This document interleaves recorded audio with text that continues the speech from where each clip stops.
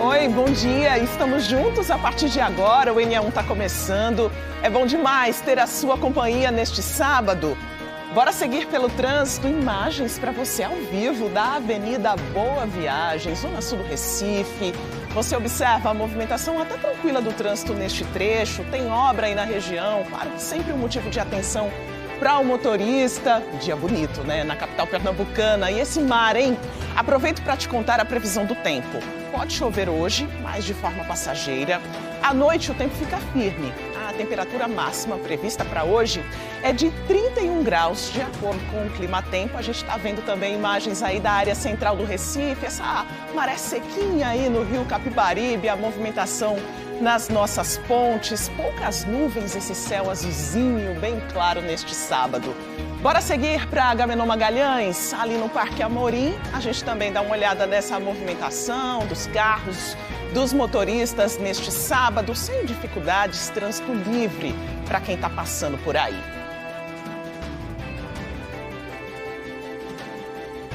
E neste fim de semana, o INSS realiza mutirões em todo o país para atender quem precisa fazer reavaliação do benefício. Em Pernambuco, o mutirão acontece na agência da Encruzilhada. Esses irmãos saíram de Vicência, na Mata Norte, às 4 horas da madrugada, para o mutirão do INSS na agência da Encruzilhada, no Recife. Vieram para avaliação obrigatória para continuar recebendo o benefício de prestação continuada, o BPC, que Fabiano, que tem paralisia cerebral, tem direito. Até conseguir nessa avaliação, vocês estavam meio preocupados? Como é que estava a situação? Estava um pouco tenso, né? Mas graças a Deus a gente ligou para o INSS, remarcou a avaliação e deu tudo certo hoje. Não teve como fazer lá em Vicência, não? Não, porque não tem a vaga, é por vaga, né? Pelo aplicativo. Estava sem vaga em Vicência, vaga em Nazaré, só tinha para cá. Quanto tempo você esperou para marcar a avaliação? Mais ou menos umas 2 semanas. E como é que foi o atendimento? Foi bem, graças a Deus. Foi bem. Tá tranquilo para casa? Tá tranquilo. A agência estava lotada com gente da região metropolitana do Recife e também do interior. A procura é um retrato do tamanho da fila de espera pela perícia médica e também para a avaliação dos beneficiários. O atendimento começou às 7 da manhã e vai até o último inscrito do dia. São 187 pessoas hoje e 142 amanhã, num total de 329 inscritos. Esse mutirão está sendo destinado especificamente para pessoas que estão ou dando entrada em benefício inicial, né, pela primeira vez, mas também para aquelas pessoas que estão precisando fazer reavaliação do benefício do BPC, da lei do LOAS. Maria Josete teve sorte. Ela mora no bairro de Santo Amaro e se inscreveu ontem para a avaliação da filha Tarciana, que recebe o BPC. Ela estava precisando fazer a reavaliação dela e foi tudo ok, graças a Deus. E foi rápido para marcar? Foi rápido, consegui. Ontem marquei ontem, para hoje já. Consegui de ontem para hoje. Novos mutirões vão acontecer nos próximos 2 finais de semana. Quem está com agendamento marcado e quiser se antecipar, pode se inscrever pelo aplicativo Meu INSS ou pelo telefone 135. É importante, né, a gente ver a prestação do serviço que o INSS está fazendo no sentido de ajudar e melhorar a condição de vida das pessoas. Tem pessoas que ainda não estavam recebendo benefício, mas a maior parte delas eram pessoas que estavam em processo de reavaliação do benefício assistencial, né, e que, caso não passasse pela perícia, poderiam vir a ficar sem receber. E agora, todo mundo que veio até aqui vai ser atendido? Todo mundo vai ser atendido, até o último agendado, todos eles vão ser atendidos. Os beneficiários precisam trazer um documento de identificação e laudos médicos para avaliação. Uma força-tarefa reuniu peritos de outras agências para agilizar o atendimento. O mutirão acontece em todo o país e vai atender 15 mil brasileiros que foram convocados para a reavaliação do benefício. Dona Elma, de 60 anos, aposentada por invalidez, conseguiu fazer a perícia. Foi um alívio, já que o benefício tinha sido bloqueado no início do mês. O que você achou desse mutirão? Foi bom. Por quê? Porque pelo menos já é um caminho que a gente vai poder ter alguma coisa, né? Era importante para você? Isso, e muito. E dados do INSS, analisados pela Associação Nacional de Medicina do Trabalho, apontam um aumento na quantidade de pedidos de afastamento do trabalho por causa da saúde mental. São várias doenças que podem ser difíceis de identificar. Por exemplo, mudanças repentinas de humor, quando elas se tornam extremas e atrapalham a rotina, podem ser sinal de um problema que atinge milhões de pessoas no mundo, o transtorno bipolar. Natália Dielu conversou com uma médica sobre as características e diagnóstico desse transtorno. Acompanhe. O diagnóstico pode levar muito tempo, inclusive pode começar como um diagnóstico de depressão. Então, essa pessoa que pode ser diagnosticada com um transtorno bipolar ou transtorno afetivo bipolar, ela normalmente tem mudanças significativas de humor. A gente está aqui ao lado de Mayara Barros, que é psiquiatra, vai explicar melhor para a gente. Doutora, quais são os principais sintomas desse transtorno? O transtorno bipolar ele é composto por, vamos pensar em dois polos. Imagina que a gente vive numa faixa de normalidade. A gente tem tristezas, períodos de tristeza e períodos de alegria. Mas quando essa alegria ou essa tristeza ela começa a atrapalhar de alguma forma o nosso dia a dia, o nosso cotidiano, a gente vai diagnosticar como um transtorno. No transtorno bipolar a gente tem o polo depressivo, onde as pessoas estão muito tristes, estão com a energia muito baixa, estão com dificuldades de dormir ou dormindo o dia inteiro, elas estão com redução da libido, elas estão desanimadas para a vida, sem conseguir trabalhar. E isso precisa de um tempo, precisa de pelo menos 2 semanas apresentando esses sintomas para a gente diagnosticar como depressão. Do outro lado, a gente tem o polo da mania ou da hipomania. A hipomania é quando esses sintomas eles não chegam a atrapalhar o nosso dia a dia, mas é percebido pelas outras pessoas, e a hipomania é quando realmente a doença vem atrapalhar o dia a dia. Esses sintomas da hipomania ou da mania é quando há uma elevação do humor. A pessoa sente muita energia, dorme pouco e mesmo assim fica com muita energia durante o dia. Aumenta a libido, é realmente o oposto, aumenta a libido, acaba comprando mais ou se envolvendo em briga ou engajando em comportamentos de risco. Então, esse outro polo, quando juntam os dois polos e apresentam os dois polos, isso é chamado de transtorno bipolar. E essa mudança, como a senhora falou, tem que ser observada durante o período, né? Não é do dia para a noite. Acordei com humor de manhã e à noite estou com outro humor. Não, muita gente chega no consultório dizendo isso, né? Ou que é bipolar, ou que alguém tem transtorno bipolar, porque tem essas variações de humor durante o dia, ou durante o dia, ou um dia está de bom humor, outro dia está de mau humor. Isso não é transtorno bipolar. Como eu disse, realmente o transtorno bipolar precisa de um período. São períodos em que a pessoa apresenta esses sintomas. Depressão 2 semanas e hipomania ou mania mais ou menos 1 semana, seguido desses sintomas. A pessoa já nasce com esse transtorno? Tem alguma idade específica em que esses sintomas são mais percebidos? Geralmente o transtorno ele se apresenta a partir dos 15 e em torno dos 25 anos, mas pode se apresentar em crianças, como pode se apresentar em idosos. A população é cerca de 1 a 2% de prevalência na população do transtorno bipolar, ou seja, a cada 100 pessoas, 1 a 2 pessoas podem apresentar o transtorno bipolar. Quais são as causas, doutora? Existem, na psiquiatria a gente diz que não existe necessariamente uma causa, mas os fatores biológicos, os fatores familiares, né?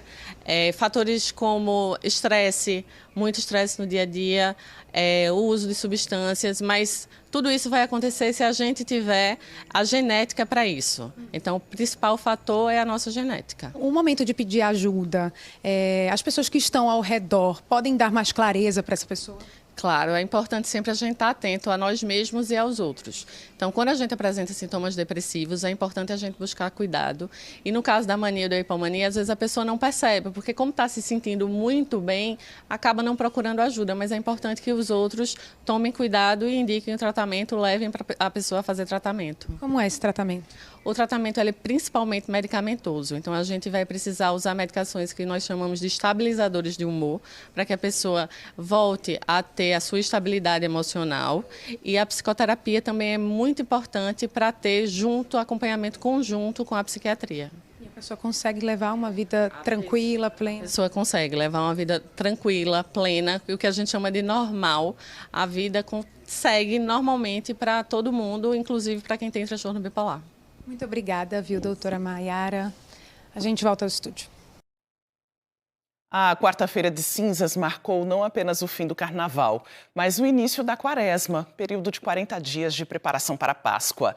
Nesse tempo, muitos cristãos evitam a carne vermelha como forma de penitência, o que aumenta o consumo de peixes. Mas esse consumo traz também o risco de acidentes com espinhas. O engasgo, por exemplo, é um problema comum. Diogo Franco conversa com a gente agora. O que fazer, hein, Diogo, em caso de engasgo? Inclusive, agora 11 horas e 56 minutos, muita gente está se preparando para almoçar. Bom dia para você. Oi, Maristela, bom dia para você, bom dia para todo mundo. Pois é, esse período, né, de quaresma é muito comum. O cristão, quando ele é católico principalmente, ele tira um dia, né, da semana para poder comer peixe, deixar de comer carne vermelha. E o peixe é o prato principal, né, a mistura principal, a proteína. E peixe tem espinha. E aí eu estou aqui com o médico Tiago Xavier, ele é médico otorrinolaringologista. A gente vai conversar com ele para poder entender. Doutor, quando é que passa deixa de ser incômodo e passa a ser uma situação de emergência para a gente procurar o médico quando tem aquele probleminha com a espinha? A verdade, a minha recomendação, na verdade, é que nunca menospreze uma espinha de peixe. A espinha de peixe, ela pode causar complicações potencialmente graves. Então, assim, sentir um incômodo, vá diretamente numa emergência, que de preferência tem um otorrinolaringologista, porque, na verdade, quando ela está incomodando, está ainda na cavidade oral, na faringe, é o melhor momento para se resolver o problema. Porque a partir daí, fica mais complicado, exige exames de maior complexidade. Então, o ideal é tentar resolver o mais rápido possível. Não postergue o exame e a solução do problema, que pode ser pior. Quando a gente percebe que a espinha está ali na goela, aí tem gente que tenta pegar com a mão. Aí não consegue. Aí inventa de pegar um pedaço de pão ou comer farinha, que é muito comum. Eu vejo muito isso acontecendo. Agrava? O ideal é não fazer isso. Você pode piorar o trauma tentando tirar a espinha. Quando você come algum alimento que, na tentativa de fazer ela descer, na verdade você está impactando mais a espinha e está fazendo com que ela possa migrar. Então, ela migrando, ela pode dar ainda mais problema. Então, de fato, o ideal é ir imediatamente ao pronto-socorro com um otorrinolaringologista, porque lá a gente vai ter materiais específicos e a coisa vai ser feita de uma maneira mais tranquila e a solução vai ser mais fácil. Então, não postergar. Se você ingere a espinha, não sente nada, sentiu que engoliu, a espinha não é uma espinha de potencial risco, ela não é rígida nem grande, você está com essa certeza. E sentiu que ela desceu e não está sentindo a dificuldade, o incômodo, pode-se ali ficar de observação, de uma vigilância, 24, 48 horas, de preferência comunicar ao seu médico que houve esse evento da ingestão da espinha, porque ela pode fazer complicação posteriormente. Pois é. E uma coisa que chama a atenção é o seguinte, tem gente que acha que é besteira, vai sair. Pode ser até um caso cirúrgico, né? Não é nem endoscopia. Pode ser cirúrgico, inclusive com alguns casos de óbito por ingestão de espinha, porque ela pode impactar em esôfago, pode impactar no intestino. Isso pode causar perfurações e complicações graves da espinha, de uma pequena espinha. Então, como eu falei, não menospreze uma espinha de peixe. Espinha de peixe pode dar problemas graves. Pois é, nesse período de quaresma, a pessoa não vai deixar de comer peixe, né? Mas quando todo peixe ele tem espinha, é preciso ter muito cuidado na hora de comer, né? Não, é uma atenção especial que eu alerto. Às vezes, o peixe, às vezes a gente está num alerta que é um peixe que tem espinha, mas às vezes alimentos que é de peixe, mas não, né, já está desfiado e tudo mais. É preciso mastigar com tranquilidade, né, mastigar bem as refeições, porque é ali onde o alerta é desligado. Por exemplo, um bolinho de bacalhau pode ter uma espinha ali e você acabar ingerindo e tendo algum tipo de problema. Então, de fato, tomar cuidado com a questão da ingestão, não só de peixe, viu? A gente fala muito de peixe por causa da questão da quaresma, mas um osso de galinha também costuma dar muito problema. Alguns ossinhos pequenos, a deglutição do osso de galinha pode dar problemas sérios, inclusive ele é mais rígido e pode ter uma chance maior de perfuração. O hospital mais próximo tem UPA, né? UPA pode ser o serviço também para poder ajudar. E a referência aqui no estado é o quê? a referência do SUS de otorrinolaringologia. A UPA, né, é o primeiro atendimento, mas a referência do SUS de otorrinolaringologia é o Agamenon Magalhães, que é uma emergência de otorrino. Conta com bons profissionais e... Muito obrigado pela entrevista. Maristela, sempre. A gente sempre pensa que nunca vai acontecer, né, Diogo? Mas nessas horas é importante saber o que fazer, né? Muito obrigada pelas orientações. Começo de ano é difícil para muita gente por causa da quantidade de contas a pagar, né? Tem IPVA, IPTU, material escolar, veio fevereiro com gastos extras no carnaval. E na hora do aperto, muita gente recorre ao cartão de crédito. Estoura limite, acumula parcelas e quando a fatura chega, fica difícil colocar as contas em ordem. A situação preocupa, especialmente depois que a primeira pesquisa de endividamento do ano mostrou que 79,5% das famílias brasileiras têm algum tipo de dívida, o maior patamar da série histórica. Bora ampliar essa conversa? Vem para cá comigo, a gente vai conversar com Beatriz Castro ao vivo, porque a gente quer saber, né? Como é que a gente identifica que a dívida já é um risco e o que a gente pode priorizar, hein, Beatriz? Tem aquela diferença também entre dívida e inadimplência. Boa tarde para você.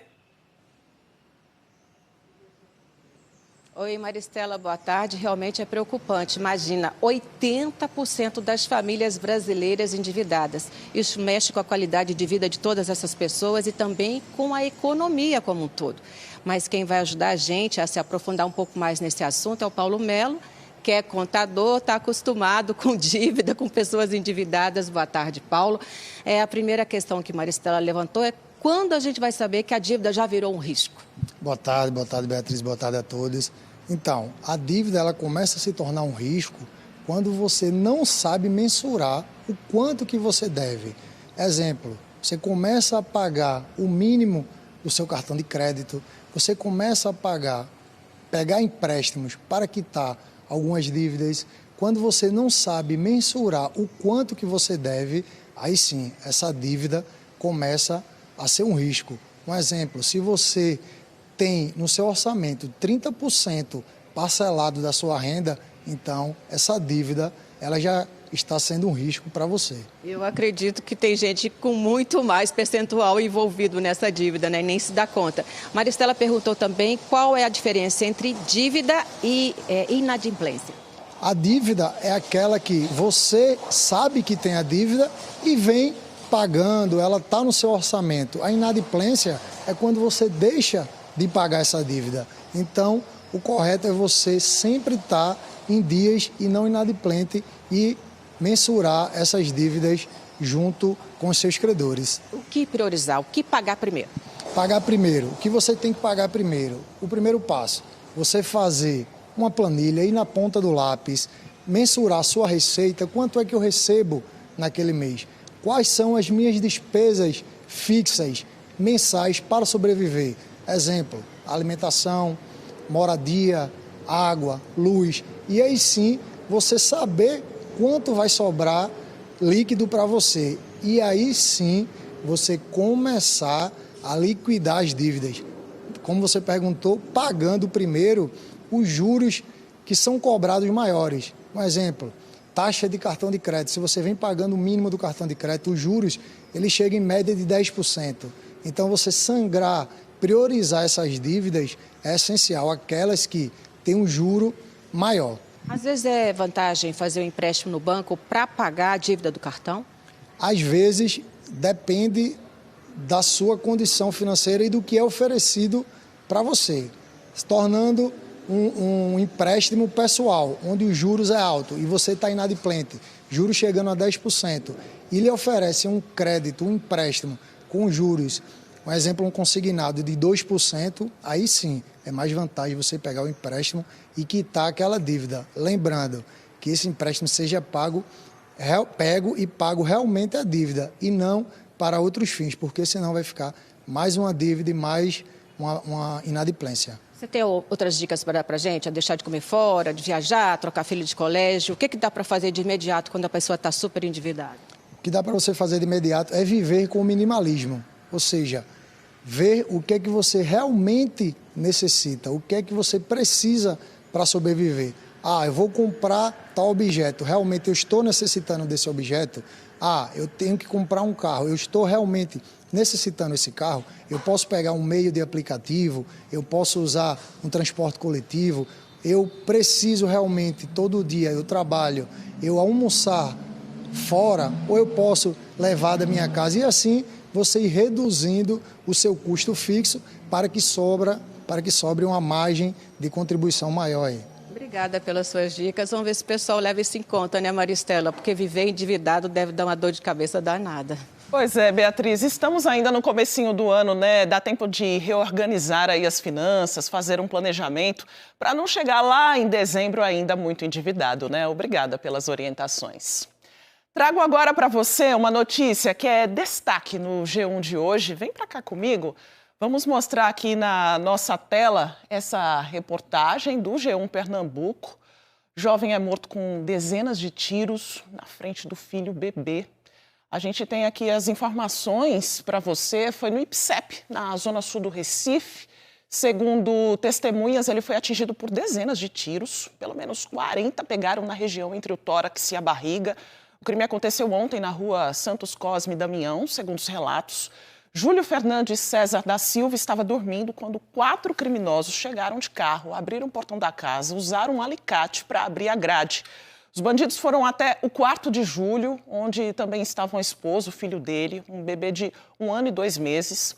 Os criminosos atiraram diversas vezes contra Júlio Fernandes, que morreu na hora, em cima da cama. O grupo fugiu em seguida. A Polícia Militar isolou essa cena aí do crime até a chegada do IML. A gente vê todos esses detalhes aqui na reportagem do G1, inclusive o Departamento de Homicídios e Proteção à Pessoa está investigando este caso. A seguir, vamos descomplicar os diferentes tipos de agricultura no Brasil, quais são e como funcionam. E tem dicas sobre alimentos ricos em vitamina C, para reforçar a imunidade nesses dias pós-carnaval com tanta gente adoecendo. O NE1 volta em instantes, agora 12:08. Brasil. E São Brás, sabor e qualidade na sua mesa.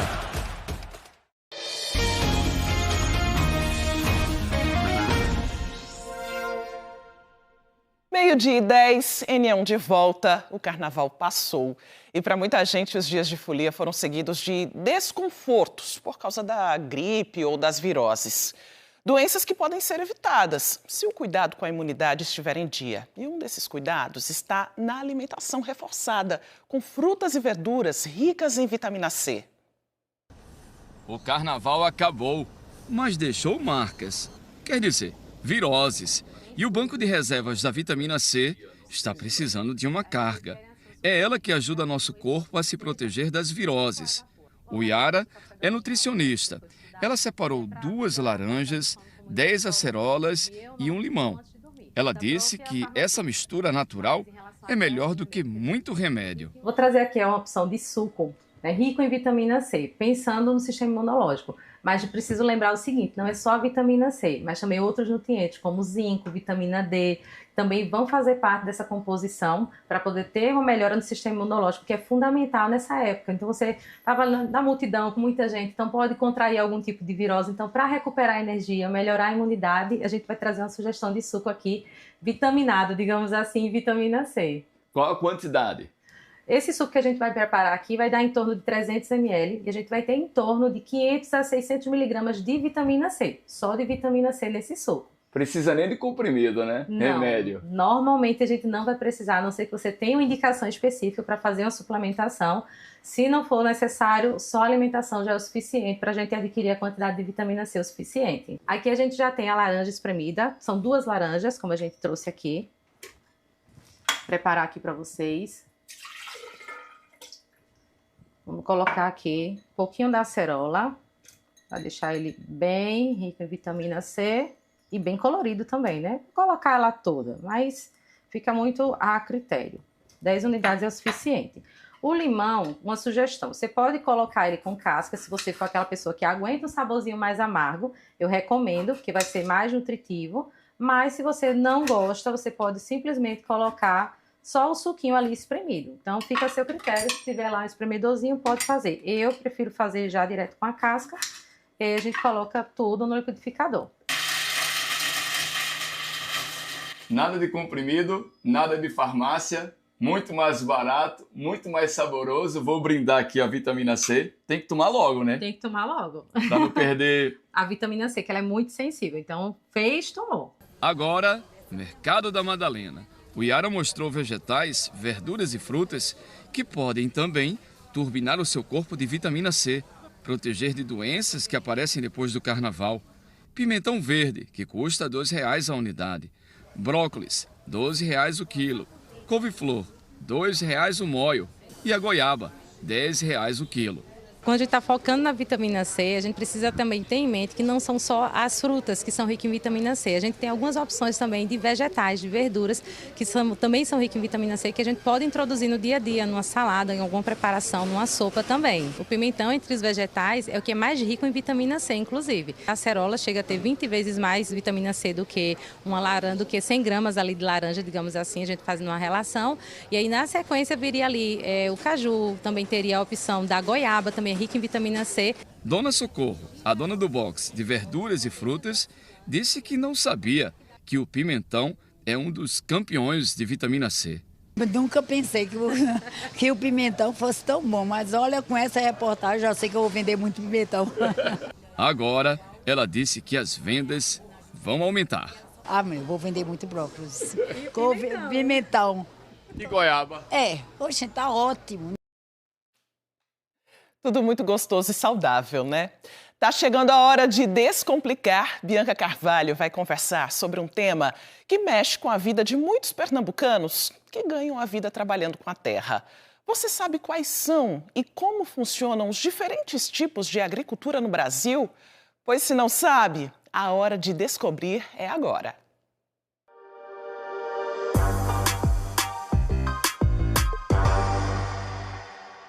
E aí, gente, tudo bem? Aqui no Descomplica a gente não tem nenhuma restrição de assunto. Foi complicado. Você precisa entender, é só mandar a tua sugestão para a gente que a gente explica. A gente destrincha aqui, deixa tudo assim, bem explicadinho, tintim por tintim, no cantinho de Descomplicar. Hoje o assunto é agricultura. Claro, por que não? E já vou dizer por quê. Hoje, quando a gente diz assim... Fulano é agricultor. A gente não sabe se a gente está dizendo que ele planta para viver e para comer com a família, se ele planta sem agrotóxico, se ele cultiva, mas é empregado de alguém. O que quer dizer hoje quando a gente fala fulano é agricultor? Eu não estou aqui sozinha, nem poderia. Antônio Félix, tudo bem, meu querido? Tudo bem, Bia. Muito obrigada por aceitar o desafio de descomplicar esse assunto para a gente. Gente, Antônio, ele é engenheiro agrônomo, ele é pesquisador há 50 anos, só isso. Então, ele entende tudo desse assunto. E antes de passar para ti essas coisas, deixa eu colocar o que a gente recebeu. Vê como o povo é curioso. Perfeito. Reginaldo Alves disse assim, sou Reginaldo Alves, de Oricuri. Eu queria sugerir um tema para o quadro Descomplica, agricultura familiar e agronegócio. Que diferença tem entre esses modelos de agricultura? O que é royalties? Qual o tamanho da agricultura familiar em Pernambuco? A importância do agronegócio para Pernambuco? Quais são os alimentos principais que cada modelo produz no estado? É coisa pra caramba, porque ele ainda botou etc, etc, etc, etc. É muita coisa, né? Muita coisa, e dentro da agricultura tem, de fato, tudo isso, e a gente pode conversar a respeito até onde for possível. Que maravilha! Me conte, hoje, se a gente diz assim, tal pessoa, fulano, é agricultor, a gente está querendo dizer o quê? Hoje, atualmente, hoje em dia? É a pessoa que está cultivando a terra, seja na agricultura, né, pode se estender, inclusive, para a pecuária. Ele é produtor rural, ele produz temas da agricultura diretamente, com as culturas, e para a pecuária, com várias áreas também, bovinos, caprinos, ovinos, todos são agricultores. Ah, então quem está na pecuária também é agricultor. Também é agricultor. Certo. É produtor rural. É produtor rural. E aí, veja só, o que a gente... A gente até preparou uma outra coisa que eu acho muito legal, que a gente mostra aqui. Tem um desenhinho que eu acho bem legal ver. Me diga aqui, ó, subsistência, perfeito, familiar, orgânica, comercial, patronal. Quando a gente diz assim, subsistência voltada para o consumo próprio, a gente quer dizer o quê? Na minha opinião, subsistência é um termo mais conceitual. Porque, para mim, todos seriam agricultura familiar. Mas vamos então. Quando se fala de agricultura de subsistência, está se falando daquele muito pequeno, que cultiva a terra em áreas muito pequenas, sem nenhuma tecnologia, com destino exclusivo para a sua alimentação, claro, da sua família, daquela comunidade restrita onde ele está trabalhando. E essa pessoa, o agricultor de subsistência, ele não vende o que sobra, ele é só para consumo dele. Essa é a grande diferença, ele não vende. Já o agricultor familiar, ele tem todas essas características, ele já cultiva um pouco mais a terra, mas ele trabalha para a família, para aquela comunidade, mas vende o excedente. E isso representa uma grande parte da agricultura de todo o Brasil, não só de Pernambuco. 70%, é isso mesmo? 70%. Essas estatísticas variam de acordo com quem faz esses levantamentos. Mas se acredita, esse é um número chave que todo mundo divulga, pode ser muito menos, né? ou um pouco menos, mas de fato é o agricultor que trabalha ele, a família, e já tem um empregado ou dois ali que faz também um serviço, digamos, momentâneo, diário para ele. Ou seja, sem esse cara a gente não come. Não. Não é isso? Esse, de fato, é quem traz os alimentos básicos para a mesa do consumidor. Maravilha. E quando a gente diz orgânica, aí a gente está dizendo sem agrotóxico. O orgânica está dentro do subsistência e dentro do familiar ou não necessariamente? Necessariamente não. Eu, como já um pouco mais de experiência na área, eu diria que no passado todos os agricultores, especialmente aqui no Nordeste, fazia agricultura orgânica. Sim. Hoje não é bem assim. A agricultura orgânica também não é só não aplicar, digamos, os agrotóxicos ou adubos químicos. Eu achei que fosse basicamente isso, você não usa nenhum tem uma exigência, isso também, principalmente, você está fazendo agricultura orgânica, você não pode estar consumindo, aplicando adubos químicos ou agrotóxicos, mas você tem outras exigências para que você seja considerado um agricultor orgânico. Você precisa ter uma preparação prévia da terra, digamos, descontaminar a terra onde ele quer fazer a agricultura orgânica. Ele precisa de uma entidade que vá dar o certificado de que ele, de fato, faz a agricultura orgânica, para que o consumidor tenha confiança de que aquele produto que ele está adquirindo realmente é orgânico. E que entidade é essa que faz isso? Tem várias entidades, inclusive existem algumas típicas no Brasil, conhecidas, biodinâmica, mas hoje, inclusive, se faz agricultura, algumas etapas, algumas culturas aqui no Nordeste, como, por exemplo, o algodão colorido. O algodão colorido é uma atividade hoje típica aqui do Nordeste, que nós, a partir da Embrapa Algodão em Campina Grande, que tem umas entidades que promovem uma preparação, um treinamento das comunidades, onde eles mesmos fazem essa certificação de um para o outro. Então, essa comunidade se junta ali, digamos, 8, 10, 15 pessoas. E um certifica o outro. E um certifica o outro, e no final aquele plantio é dito certificado. Porque quando a gente vai nessas feirinhas, por exemplo, essas feirinhas de bairro, que eu adoro incentivar isso é muito importante, e, aliás, todo mundo adora, né? E eles dizem sempre que produzem sem agrotóxico. Significa que todo aquele pessoal de associação, daquele município, daquele outro, todo aquele pessoal é certificado? Nós não podemos garantir que todo o pessoal é certificado. Sabemos que nesse meio tem muita gente boa, muita gente fazendo as coisas corretamente, como manda a legislação, porque isso tem legislação, né, a partir do Ministério da Agricultura. Mas nós, muitas vezes, fomos chamados para ver e dar digamos, uma preparação para uma certificação, e quando a gente chega lá, encontra vasilhame de produtos químicos espalhados pela área, e a gente sabe que não é. Se Deus quiser, isso é a minoria. Se Deus quiser, isso é a minoria, né? Com certeza. Porque essas feiras fazem muito sucesso e, de fato, a gente vê que a gente está comprando e beneficiando um pequeno agricultor. Perfeito. Quando a gente diz comercial ou patronal, grandes propriedades voltadas ao mercado interno e exportação. É esse negócio aí que é agronegócio? Agronegócio é outro termo bastante, para mim, conceitual especificamente. Mas o que é comercial e patronal, então? é aquela agricultura que é feita em grande escala, em grandes propriedades, com a aplicação de grande nível de tecnologia, do preparo do solo ao beneficiamento da semente, e se dirige diretamente ao comércio interno e à exportação.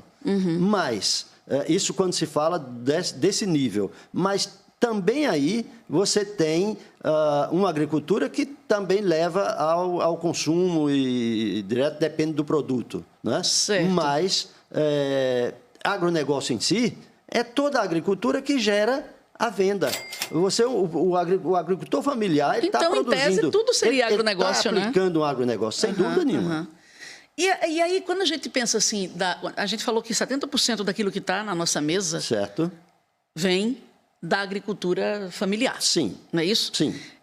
Mas o agronegócio tem muita importância para a receita do nosso país, para o nosso produto interno bruto. Sim. Como é que a gente faz hoje essa medição de importância de uma coisa e da outra? A gente sabe que a maior parte do alimento vem da agricultura familiar, mas a gente sabe que o país precisa da agricultura comercial também.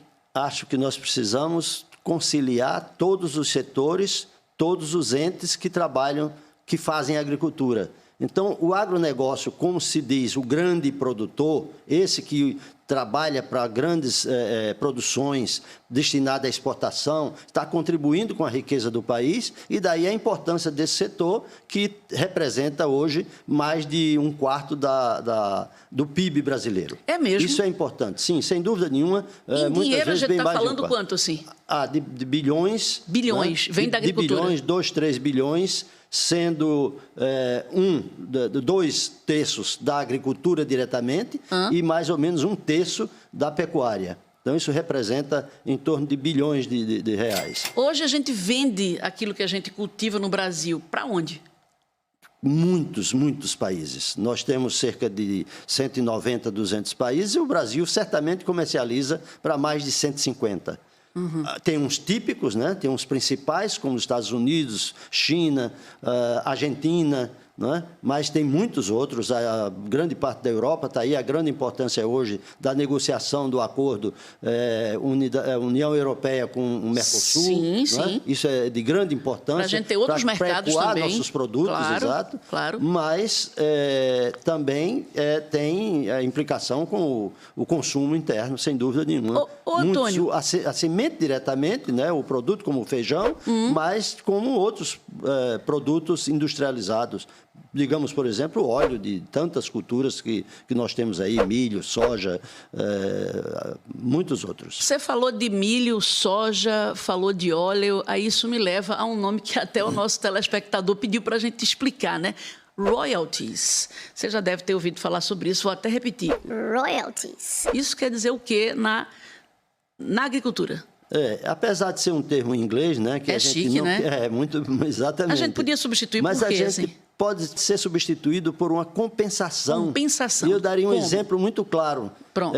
Eu sou pesquisador do IPA e gero uma variedade, né, de feijão, de milho, de outras, de hortaliças, cebola, tomate. Então, você planta isso? Planto, exatamente. Tá, então, entendi. o que acontece? O IPA lança uma variedade dessa. Para lançar uma variedade, ele tem que ter um registro no Ministério da Agricultura para poder comercializar. Sem esse registro, ninguém comercializa. Tá. Mas ele pode também fazer a proteção desse material. Então, isso significa que o material é protegido, só o IPA pode comercializar ou dar oportunidade a que outros produtores produzam sementes desse material para vender a outros agricultores. É como se eu estivesse registrando a patente daquele material, É como se fosse uma patente, exatamente. Uma variedade protegida é uma patente. E quando eu digo eu vou pagar royalties do milho, eu estou querendo dizer o quê? Que nesse material, eu produtor, estou produzindo semente de uma variedade que o IPA lançou e preciso pagar um royalty, uma compensação ao IPA por toda a despesa que ele teve em 10, 12 anos que ele leva de pesquisa para lançar um material desse. Entendi. Meu bem, e a gente também, é muito importante a gente pensar no papel da agricultura familiar, da agricultura familiar, principalmente, para segurar o homem na terra, né? Hoje, quando eu vou fazer reportagem nos municípios do interior, eu escuto muita gente falando sobre isso, da dificuldade fora da família. E, às vezes, é difícil segurar até o filho. Eu escuto muito agricultor dizendo... Meu filho não está mais aqui, meu filho foi para a cidade. Como é que é esse desafio da gente saber que a agricultura é tão importante para a nossa receita enquanto país, para a nossa existência enquanto país, e a dificuldade de segurar as pessoas no campo, Antônio? Esse é um problema que os governos vêm trabalhando há muito tempo e não têm encontrado uma boa solução, mas nós precisamos encontrar sim, porque como estamos discutindo, a agricultura familiar é muito importante e depende exatamente desse pessoal que está lá no campo, nas pequenas cidades. Tem que encontrar meios, tem que encontrar políticas públicas que façam com que esse jovem hoje não comece a estudar e imediatamente venha para as grandes cidades, ou principalmente a capital, muitas vezes para a periferia, onde ele não tem grandes oportunidades. Se ele estivesse lá na sua região, na sua propriedade, na sua pequena cidade, ele teria mais oportunidades para trabalhar e ganhar o seu sustento. E outra, ele podia estudar para investir aquilo que ele estudou no campo. Ele pode estudar e pode investir e desenvolver a sua própria área de domínio, de conhecimento, né, de sua família, sua comunidade. E eu fico pensando, se essa agricultura fosse bem distribuída, né? A gente não teria ninguém passando fome, absolutamente ninguém passando fome no mundo. É impressionante a gente saber disso e é uma verdade. No interior, a gente sempre tem oportunidades bem melhores para esse pessoal produzir e ganhar dinheiro e ter o seu sustento real para a sua família, né, para a sua comunidade. Infelizmente, as pessoas têm uma impressão errônea de que na cidade grande você encontra essas oportunidades e não é verdade. E Pernambuco? Não posso deixar de perguntar sobre Pernambuco. Como é que a gente está no cenário da agricultura? Pernambuco, nós estamos a cada dia melhorando. Atualmente está melhorando, sim. A gente planta o quê? A gente bomba em quê? Nós podemos dizer que para o negócio agrícola, não vamos chamar de agronegócio, mas que é a mesma coisa em Pernambuco, nós temos 4 grandes setores que comandam esse setor, que é a fruticultura irrigada, a pecuária, a avicultura e a cana-de-açúcar. Pecuária, vamos lá, os bovinos. Bovinos, pecuária tem um monte de tudo, todos os bichinhos. Bovinos, bubalinos, caprinos, ovinos, avicultura. São as aves. Né? Exatamente. É bom a gente sempre explicar, porque, gente, não tenham vergonha de perguntar o que vocês não sabem, não. A gente está aqui para descomplicar mesmo. Vamos lá. As aves, a pecuária, as frutas. A gente é bom de verdura? E cana-de-açúcar. Sim. Nós temos uma área muito boa, muito grande de produção de hortaliças e legumes, a começar aqui por essa região de Vitória de Santo Antão, Glória de Goitá, tem umas grandes áreas ali de produção de hortaliças chamadas folhosas, que abastecem Paraíba, Pernambuco já não se fala, mas também a Paraíba do nosso lado norte aqui e Alagoas, né? E temos outra grande área no Agreste, naquela região de tanto o lado de Caruaru como de Camusim de São Félix, Bonito, São Joaquim, todo aquele mundo ali tem uma grande produção de hortaliças, né? Além de tomate e cebola, que são produzidos basicamente no sertão também. Coisa, né? Exatamente. Ave Maria. E a cana-de-açúcar? Você falou cana-de-açúcar, não posso deixar passar e terminar isso sem perguntar da cana-de-açúcar. Ela já foi muito importante, muito, muito, muito. Hoje, que importância ela tem? E o espaço, né? Importância e espaço. Exatamente. Cana-de-açúcar já foi muito grande, com quase 30 usinas em todo o estado. Hoje tem um pouco menos, mas mesmo assim continua uma cultura de grande importância e tanto para o estado, né, como negócio, como para a geração de emprego e renda. Hoje nós temos cerca de 280 mil hectares sendo cultivados, com uma produtividade ainda baixa. Algumas estatísticas falam de 60, 70 toneladas de cana por hectare, é baixa, poderia ser bem maior. Com certeza, em algumas áreas, tem uma produtividade que passa dos 100, 120 toneladas, das 100, 120 toneladas por hectare. Certo. E é um setor extremamente importante para a sustentabilidade do emprego e renda na região da Zona da Mata. Maravilha. Antônio, para a gente terminar, eu vou te perguntar uma coisa que eu acho que sempre que a gente está terminando o Descomplica, você já percebeu, né? Que a gente pergunta uma coisa que seja propositiva, que provoque mudança, porque tudo, não tem nada tão bom que não possa mudar e melhorar, não é verdade? Exato. Então, tem uma briga, né? Aquela coisa de, às vezes o agricultor O menor, ele fala, não, porque o agronegócio, o investimento é só em agronegócio, e aí, não, mas a gente precisa da agricultura familiar. Tem muita gente que torce o nariz quando a gente fala de agronegócio. Talvez o agronegócio nesse sentido de que é o maior, espremendo e diminuindo o que já é pequeno. Então, qual é a saída para a nossa agricultura? O que a gente precisa buscar? Sempre tendo em vista que a agricultura familiar é muito importante, a agricultura de negócios também é muito importante e mais, pensando, e eu repito, no combate à fome. Eu nunca vou entender nem aceitar que um país tão rico de campo, de terra e de talento para isso passe fome ainda. Nós temos, com certeza, a ciência agronômica tem, com certeza, no Estado, através do IPA, e no país, principalmente através da Embrapa, mas de tantas universidades famosas que nós temos no país, nós temos condições de pesquisa e extensão rural, hoje tão bem casadas, na grande maioria dos estados, essas duas atividades unidas numa mesma instituição, como é o caso do IPA, que tem pesquisa e extensão trabalhando junto. Sim. Uma instituição que tem 90 anos de história, você sabe disso muito bem. Então, nós temos condições demais de dar condições a esse produtor, especialmente o nosso produtor familiar. Para você ter ideia, Pernambuco tem cerca de 280 mil estabelecimentos rurais, praticamente todos produzindo agricultura e agricultura familiar. Sem falar nas terras que estão desocupadas e sem produção. Isso sem é uma coisa produção, com possibilidade de recuperar. Não podemos esquecer de forma alguma a importância de recuperar essas terras. E a pesquisa tem conhecimento, tem tecnologia para fazer essa recuperação. E o Estado precisa fazer o seu papel, está fazendo.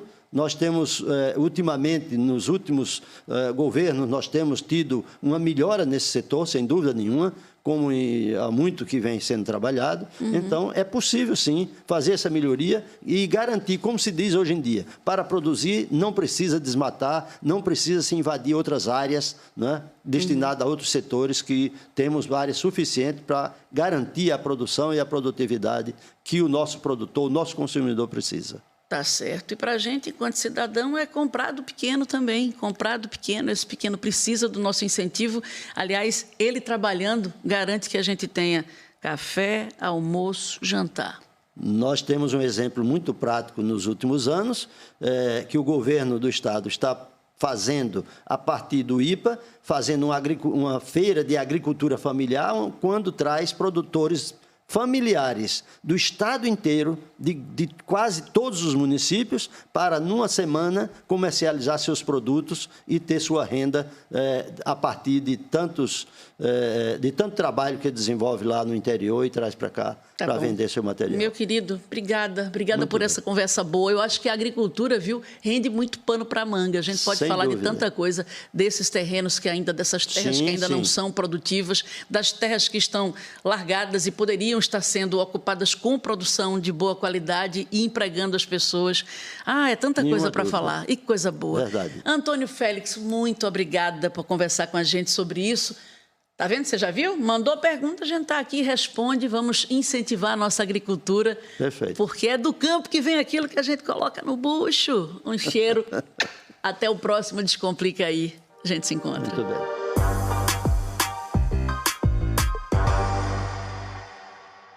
Sempre bom aprender e descomplicar, né? Bora seguir com NE1. Sabrina Rocha chega agora por aqui para trazer para a gente os destaques do GE de hoje. Oi, Mari. Boa tarde. Muito boa tarde, gente. O fim de semana vai ser de emoção no futebol, como a gente gosta.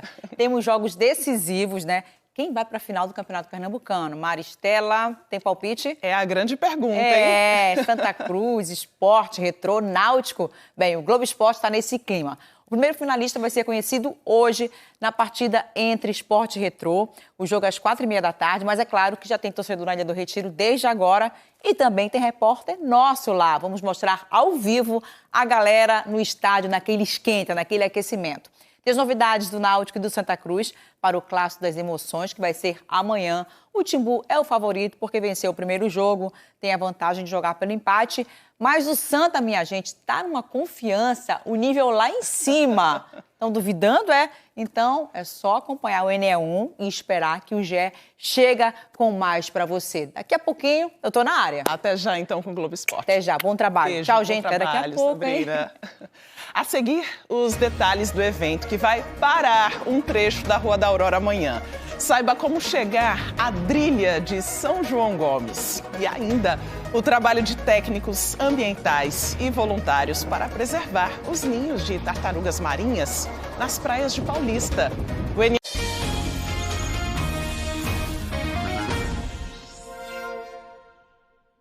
Nas praias de Paulista, na região metropolitana, um projeto ambiental ajuda a salvar animais ameaçados de extinção. Técnicos e voluntários juntam forças para preservar os ninhos que as tartarugas marinhas fazem nas praias. Das 7 espécies de tartarugas marinhas que existem no mundo, 5 ocorrem no Brasil. Dessas 5, 4 aparecem nas praias de Paulista. Cabeçuda, de pente, oliva e verde, principalmente de pente. O período reprodutivo vai de dezembro a maio. Até agora, 21 ninhos foram identificados aqui, 5 em Maria Farinha e 16 em Enseadinha, a primeira praia da cidade. Por ninho, entenda que a tartaruga saiu do mar, cavou de 40 a 60 centímetros de profundidade e depositou em média 120 ovos, para que eles possam eclodir e as tartaruguinhas nascerem. A área tem que ser demarcada e preservada. Para isso, o grupo de monitoramento ambiental vem todo dia e conta com a ajuda valiosa de alguns voluntários.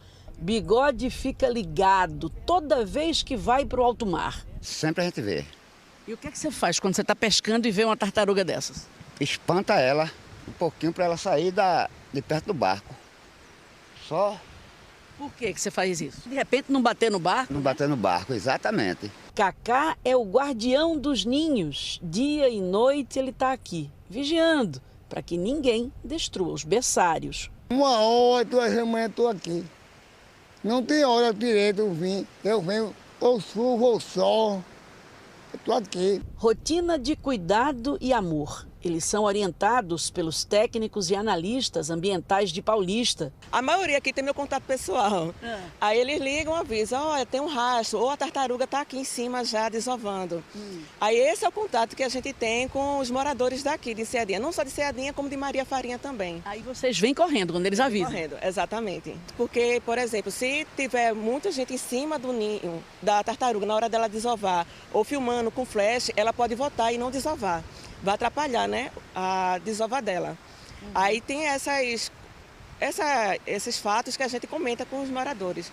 Fora isso, eu também, uma vez no mês, tenho a ação dos voluntariados aqui, que é para fazer ação de educação ambiental com o pessoal daqui da Orla.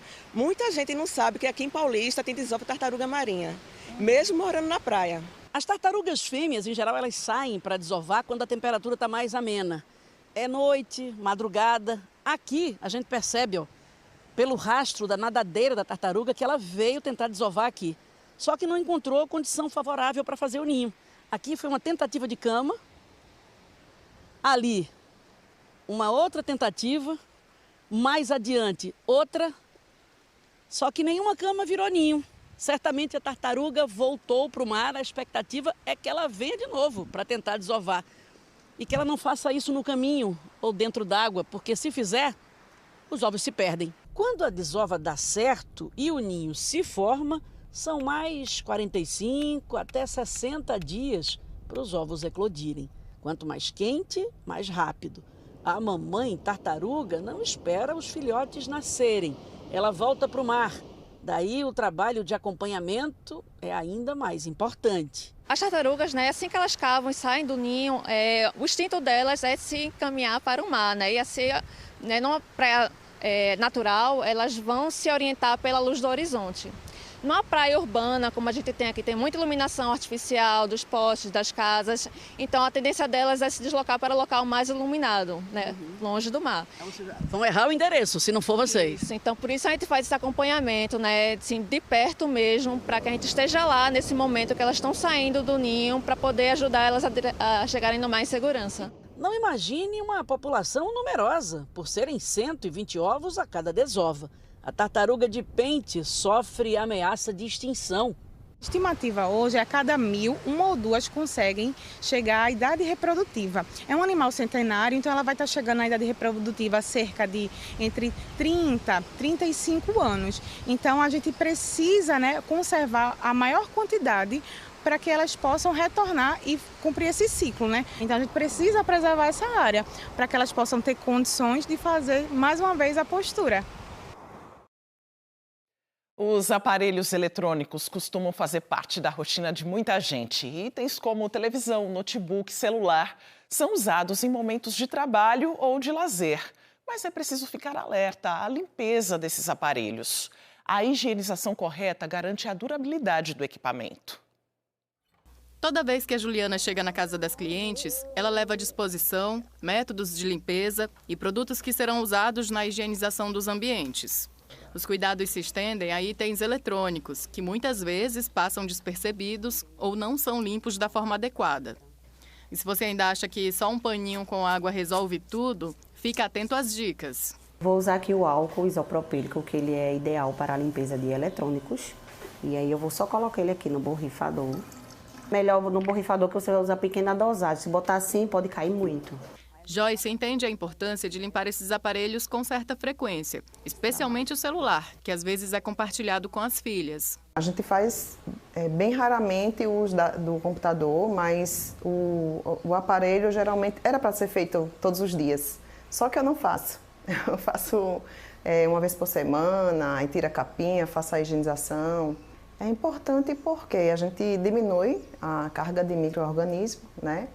E a gente pega a mãozinha, bota no celular, dá a mãozinha, às vezes você não lava, você vai comer, você pega algo e vai pôr na boca e assim, evita, né, que a gente tenha alguma doença. De acordo com a profissional, o aparelho celular precisa ser limpo todos os dias, por causa da quantidade de bactérias que acumula. Também não pode esquecer da capinha. Que você vai tirar, né, a capinha do seu celular. A capinha também é importantíssimo a gente limpar, né?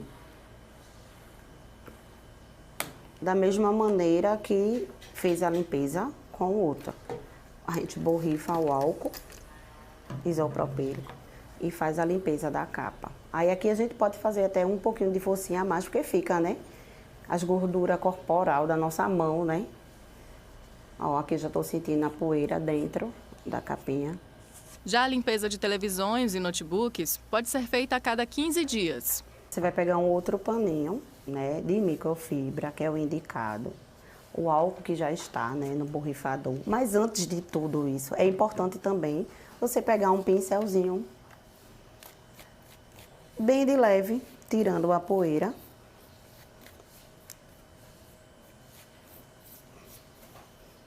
Eu não sei se dá para ver, mas aqui tem algumas marcas, né, que a gente vai agora com o álcool isopropílico aqui, borrifar, não precisa ser muito, não precisa encharcar.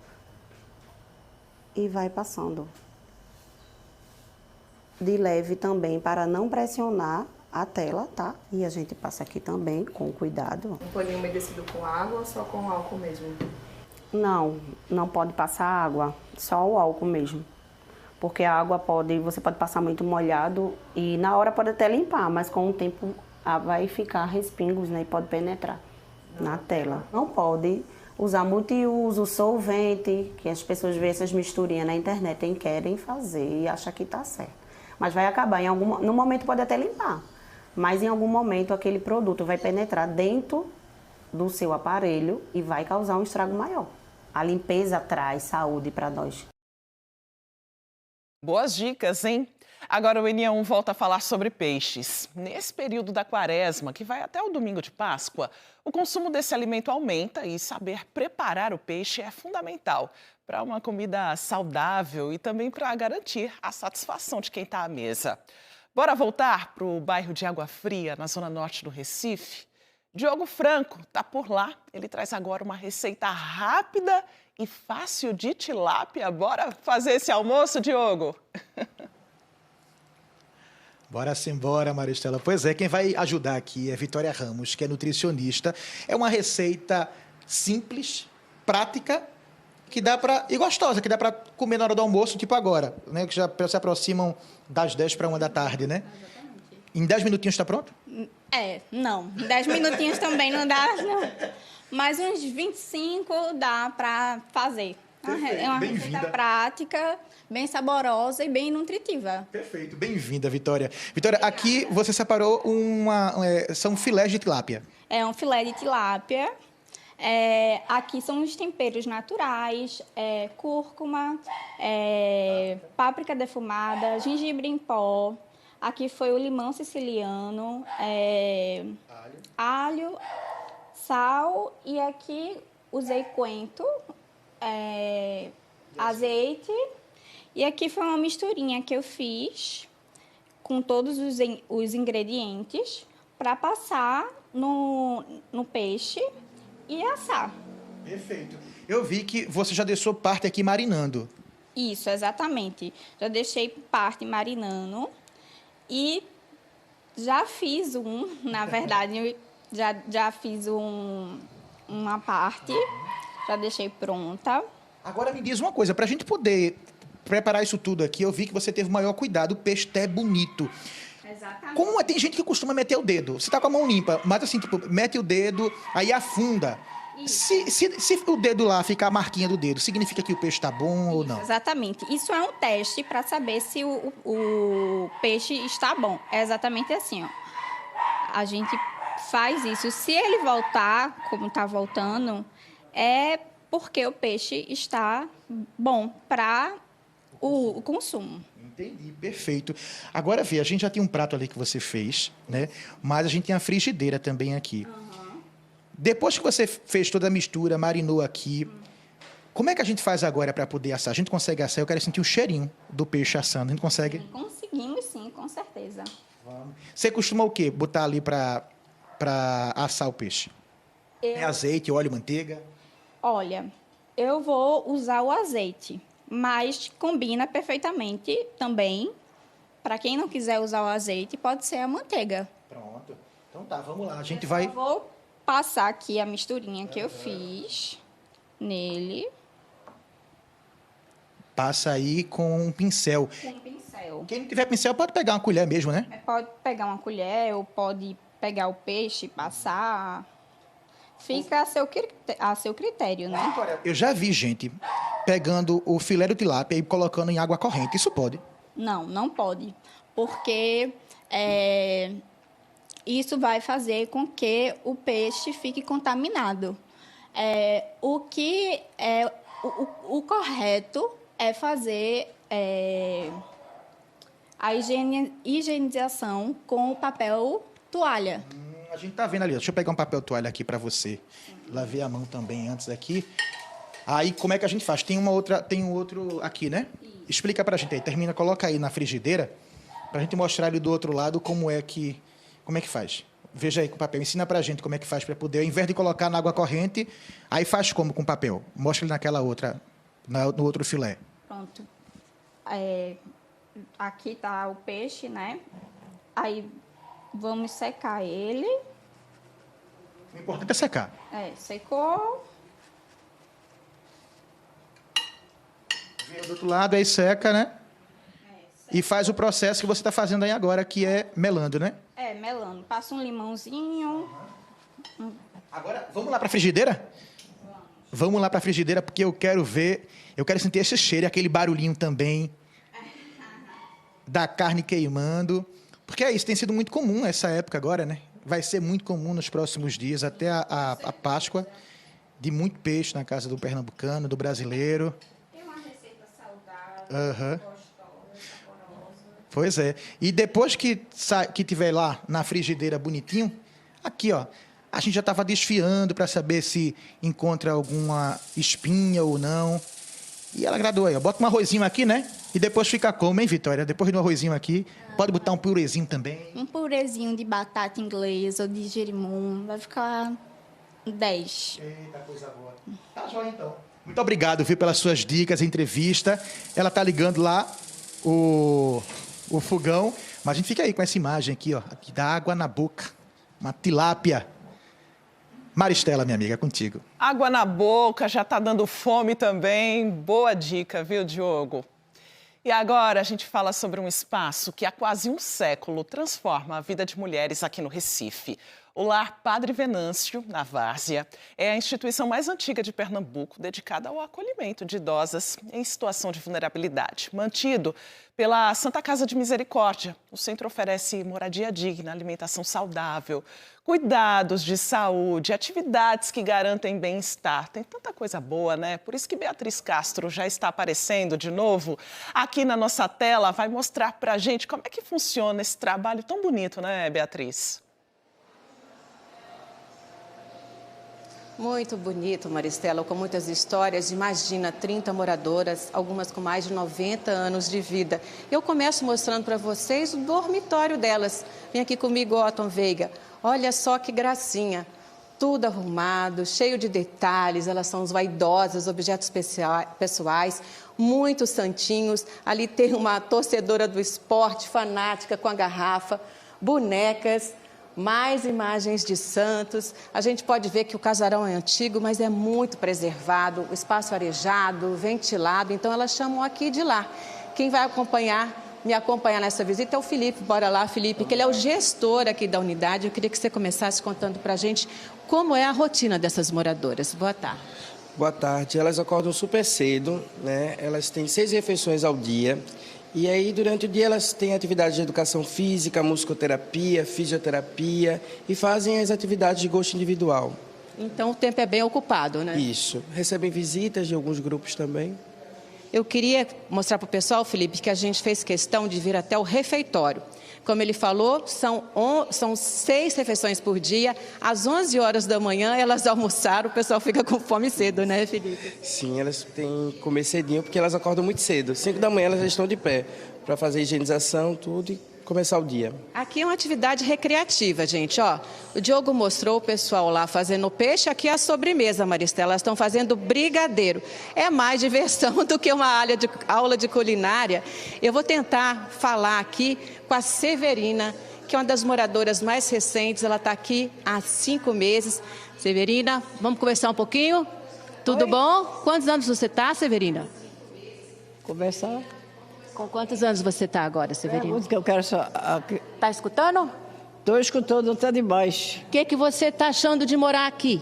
Eu acho que eu estou vivendo no céu, porque aqui ó, todo mundo é bom. O tratamento dessas enfermeiras, eu nunca pensei na minha vida. Eu acho que não tem um lugar igual a esse, sabe? E por onde eu ando, eu só digo isso, porque eu era para estar aqui já aos 70 anos, já era para estar aqui. Que agora bom, você é feliz aqui, né, querida? Porque aqui tudo é bom, a comida é boa, é tudo bom. E o tratamento que é incrível. Que beleza. Que é uma maravilha. A pessoa que vem para aqui não se arrepende nunca. Que bom. Obrigada pela entrevista. Pronto. E tá toda bonita. O pessoal sabia da nossa visita, ó, caprichou. A gente não falta com nada, porque tem tudo. Comer, eu já comecei 4 quilos, porque... Já engordou 4 quilos. Come o dia todinho, passo o dia todinho comendo. Ó, mas também tem atividade, né? Não é só comer. Come de 7 horas, come de 9, come de 11, come de 2... E janta de 5. E ainda vai ter brigadeiro, Severina. Obrigada. Mas não é só comer, não. Elas têm muitas atividades aqui também, e até físicas, não tem? Exato. 2 vezes por semana elas têm um atendimento com educador físico, 2 vezes por semana com musicoterapeuta e todos os dias com a fisioterapia. A gente vê que Severina é muito feliz aqui, mas tem histórias também de abandono, né? Quem é que pode visitar, trazer um pouco mais de carinho e de atenção para essas meninas? E como é que faz para marcar uma visita?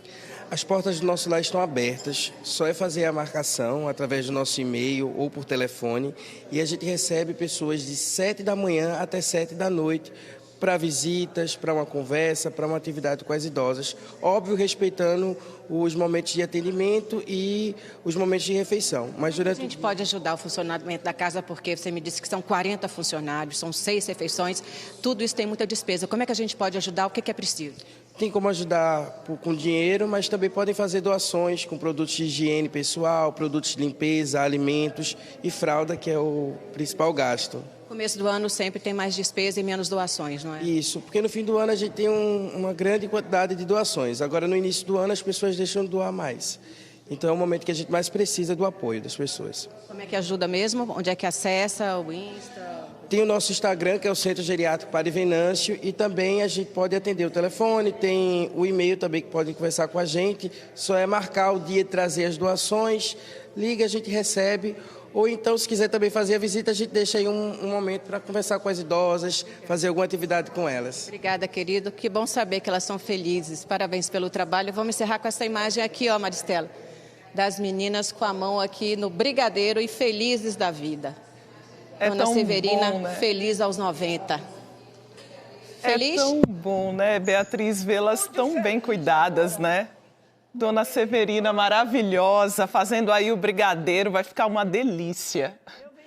Oficialmente, o carnaval acabou na quarta-feira, mas em Olinda não, viu? Hoje e amanhã, pelo menos 7 blocos ainda desfilam em diferentes bairros da cidade. Vem para cá na nossa tela, quero te mostrar essa reportagem do G1. Tem todos os detalhes, tá? As informações. O G1 separou tudo para você. Para quem ainda quer estender a folia, tem ainda pique, fôlego para brincar ainda mais. Olha, tem todas as opções aqui. 7 blocos e troças estão desfilando, né? Uma imagem aí para a gente lembrar um pouquinho do nosso carnaval, mas não precisa ficar com saudade não, tá? Hoje, sábado, tem lá no bairro de Jardim Brasil a concentração daqui a pouquinho, tá? Aliás, 1h em ponto, a concentração é agora, tá?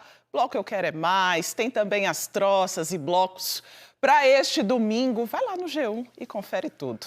E amanhã, a Rua da Aurora vai fechar no trecho de Santo Amaro para um show super especial.